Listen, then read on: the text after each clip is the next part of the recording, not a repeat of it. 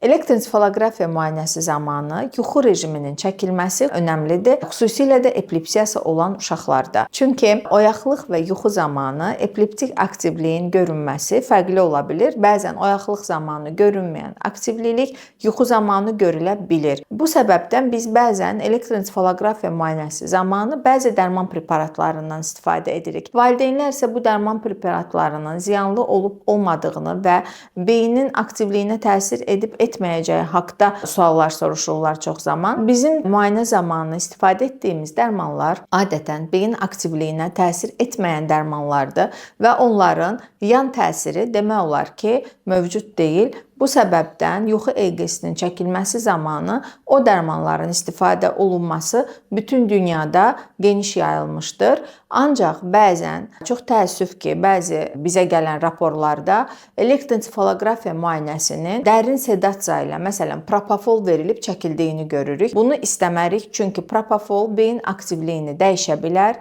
və bu zaman biz dəyişmiş beyin aktivliyini müayinə etmiş olacağıq. Ona görə elektroensefalografiya müayinəsi zamanı istifadə olunan dərman preparatları beyin aktivliyinə təsir etməyən dərman preparatları olmalıdır.